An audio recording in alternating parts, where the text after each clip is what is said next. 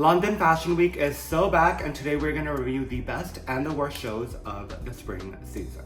Welcome back to the channel, guys. It's Tomas sharing all my thoughts on fashion, lifestyle, and anything else that comes to mind. I'm here every Wednesday with some surprise uploads on Sundays, so make sure you guys hit the bell so you're notified every time I upload. Today, we are reviewing London Fashion Week. You guys really liked last week's New York Fashion Week roast and review, so we are back. I'm going to do all the cities, and today we have London. I have my flowers all set up. Also, you guys, there's a literal fire outside of my house right now. Like, I'm gonna insert the video here, like a legit fire, like you can see the flames. So I've just been like looking to see like what they're doing, because this building is literally going on fire. Hopefully everybody's okay. I feel like we just need to get right into it because these videos tend to be a little bit long, so I'm just gonna cut the intro short. Let's get started because there's absolutely no time to waste.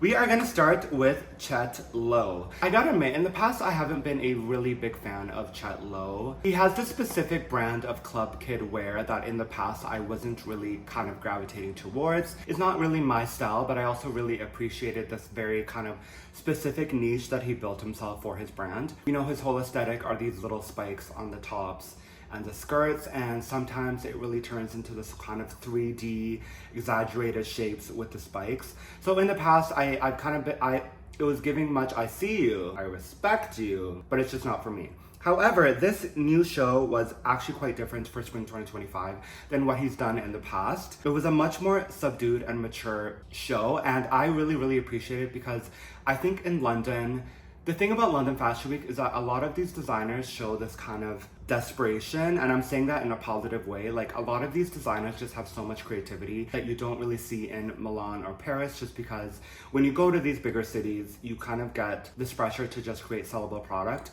But in London, there's just such raw creativity that like you really feel inspired when you see these shows. And I feel like Chet Lo is just kind of one of a kind. Such a specific niche of clothing that is just so creative.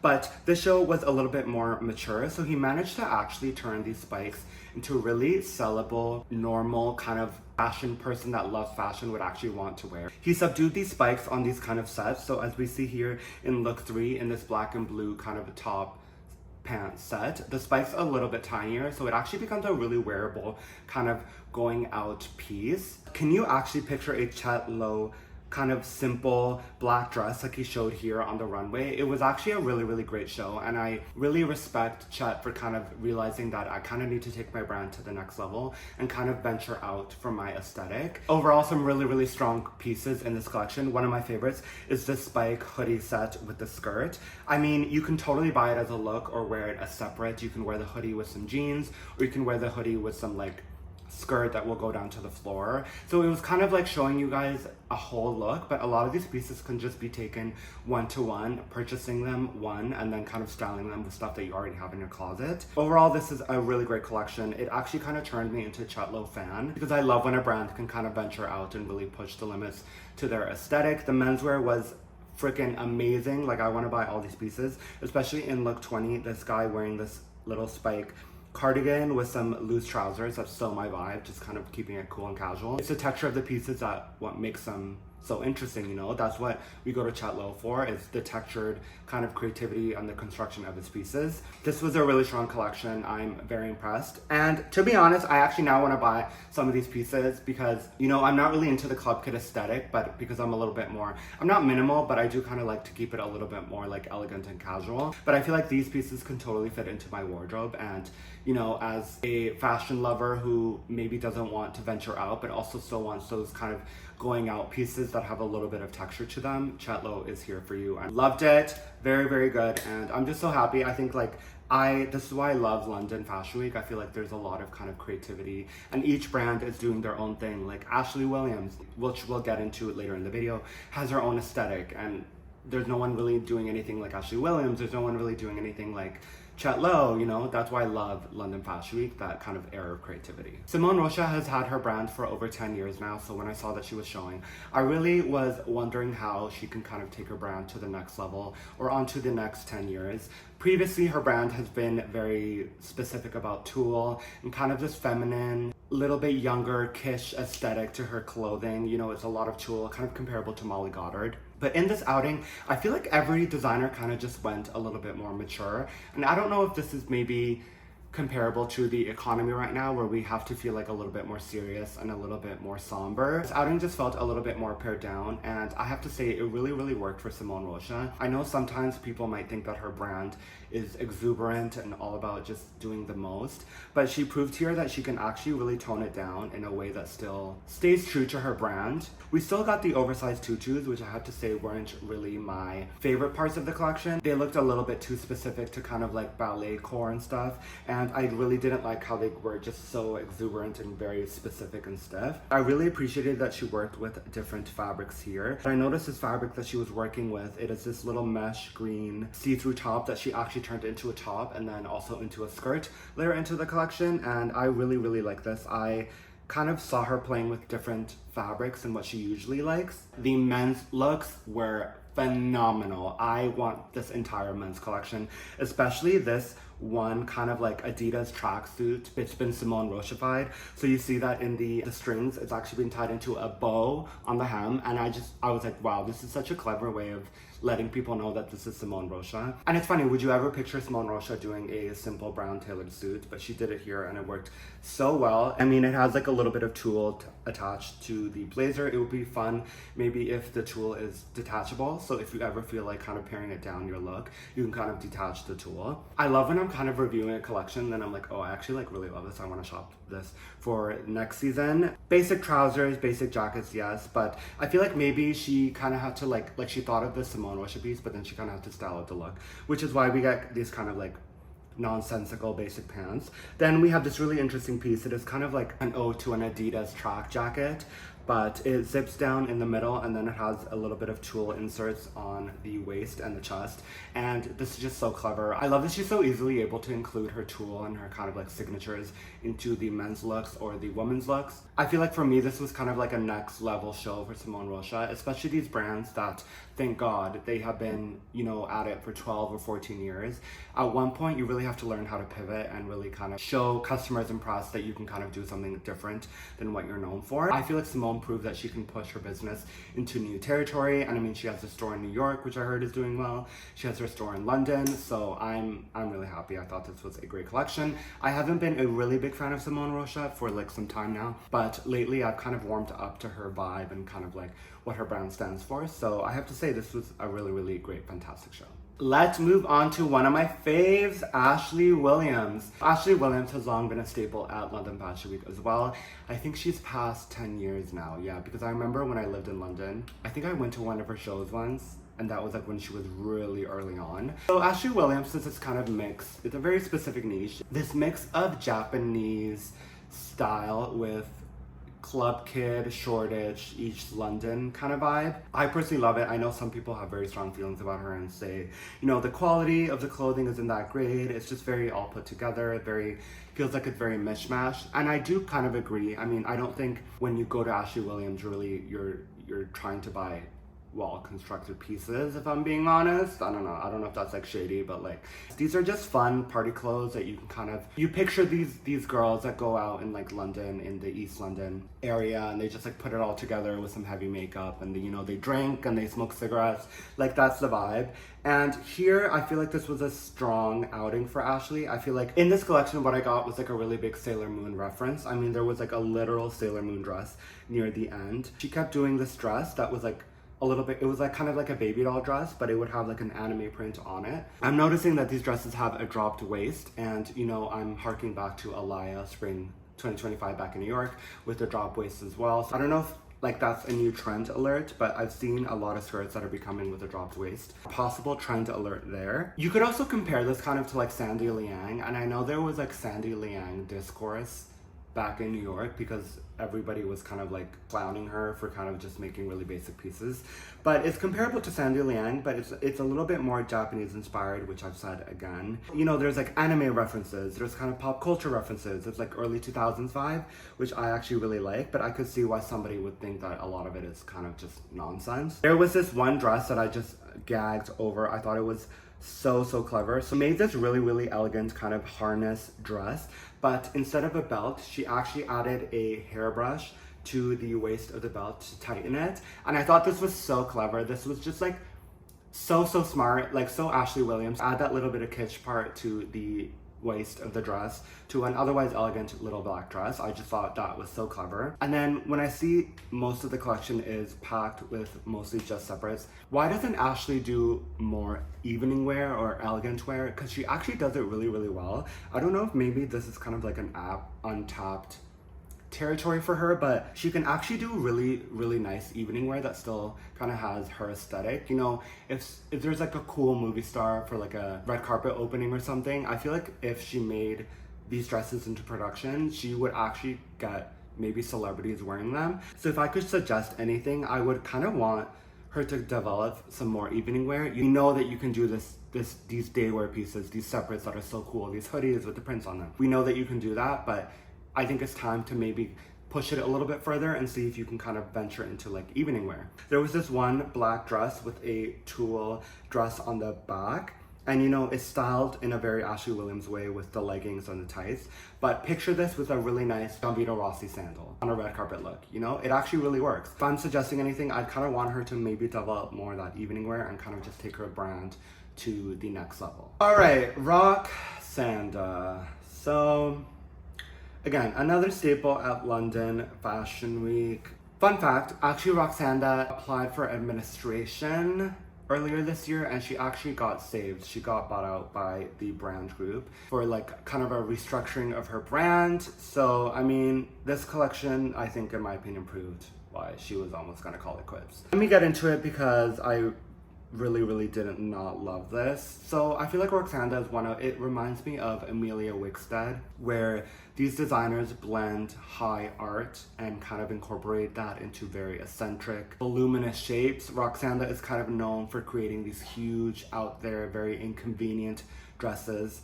And here she just took it to the max. I mean, in my opinion, where we really just fell off was the crazy styling. I think it didn't help at all. So, you know, we would have these otherwise maybe okay dresses. Actually, no, this look is really bad. So look 9, it is this really unflattering, kind of like sheath pajama dress, and then we have these crazy boots with fur on them, and then this tulle headpiece. And I at the end of the day, I really just don't know what I'm looking at. I think she's overcompensating for some design here, in my opinion. We move on to these kind of mixed material dresses, look 12.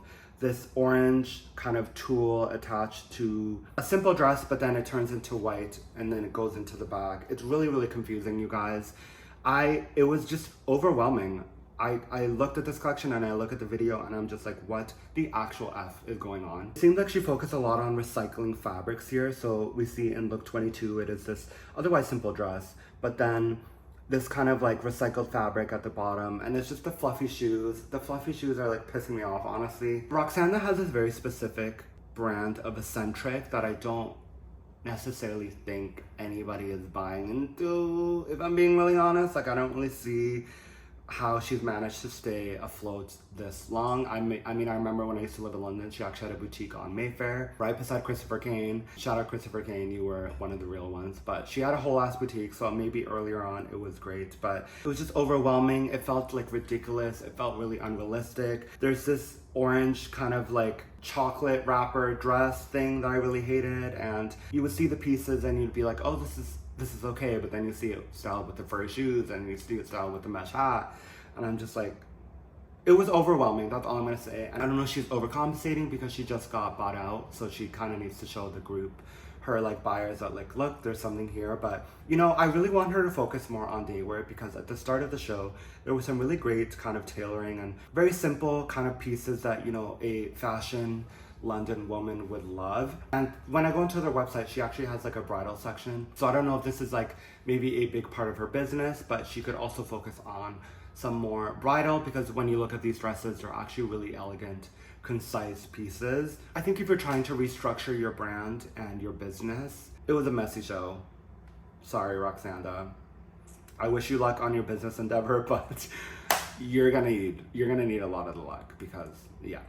Let's just move on, okay? We're gonna finish off London Fashion Week review with the one and only Burberry by Daniel Lee. I have been probably one of the few people actually who actually kind of like the Burberry by Daniel Lee stuff. He had a very rough start, but lately, especially in the last collection and this collection, if you count Resorts and Pre-Fall, we're kind of like on our 8th or 9th collection. You kind of think you would have gone it by now, but I guess not. I guess good things come to those who wait. This spring 2025 collection, in my opinion, was focused more on utilitarian and more kind of useful pieces. I remember his fall debut, which was fall 2023. A lot of these coats were very luxe, and you know, you could see the prices of them being like $10,000 to $15,000.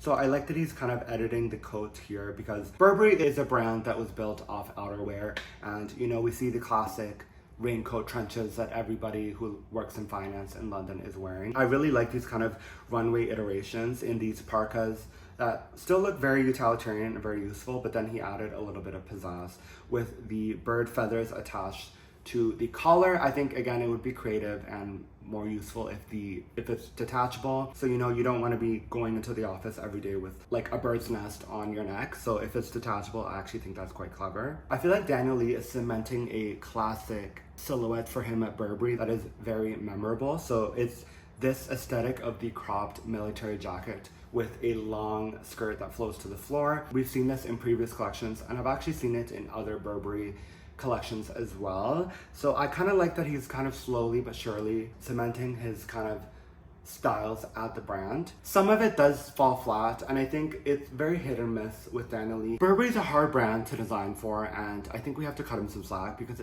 sometimes some of it just doesn't really hit. Like for example, look 19, this horrific tulle crystallized dress with unnecessary tulle added to the bust and then the hip and then the hem. It's just awkward. It looks like self-portrait, if I'm being honest.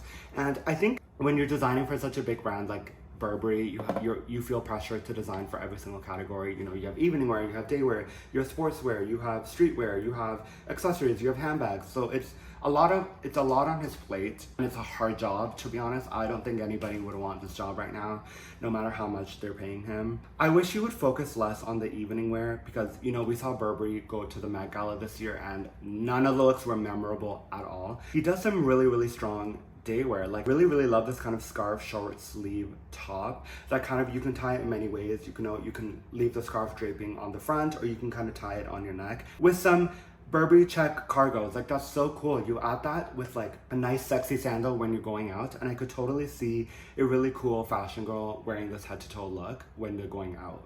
Daniel Lee can do day wear really well, and I just wish he would focus more on that. I mean, I don't think he necessarily wants to do evening wear, because his evening wear even at Bottega wasn't really that strong to begin with. And I really loved how he incorporated the vintage check into a lot of the pieces, especially in the menswear. I mean, this kind of military jacket that you can cinch at the waist, and it has the kind of harkening back to the old days with the like little lapels here. I just thought it was so clever. There was this look that I just thought was so clever. It is this mesh polo with the Prorsum logo in rubber at the chest, and then this vintage kind of, you know, when you like go to like the fake shops and you see those fake Burberry belts, like that's what that reminded me of. And I just thought this was so clever actually. The jersey skirt I'm like not a fan of, but like I could totally see becoming a hit piece. These polos, you know, you wear them with jeans and like a nice sandal. I thought it was cool. The accessories again still really aren't there. I don't really see any kind of like hit shoe or hit bag, but I have to say concisely, this was probably the strongest Burberry collection he's done. Palette is still a little bit muted. It's maybe a little drab and a little dark.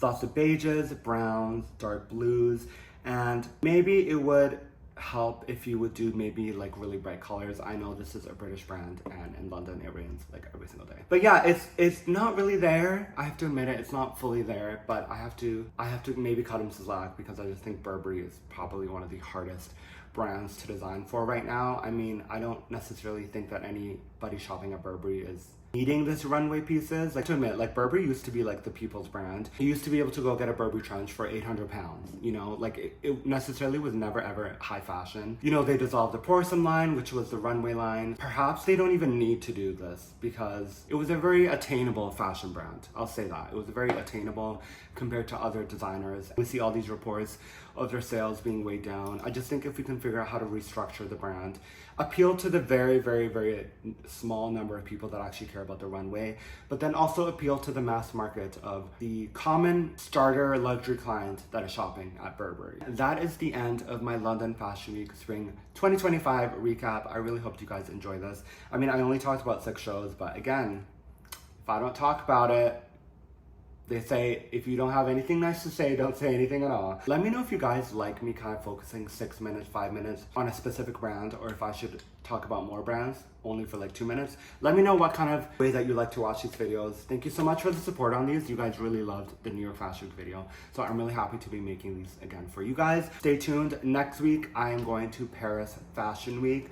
So the uploads from Milan or Paris might be a little bit stagnant. I might have to do them when I'm back. So just stay tuned. There's also gonna be tons of videos from Paris. So I'm really excited and I'm really happy with the direction of this channel. Slow but steady, and I'm really excited. So thank you so much for watching. Make sure you guys are giving this video a like and a thumbs up, and subscribe and comment down below what was your favorite show. And I will see you guys next week. Peace.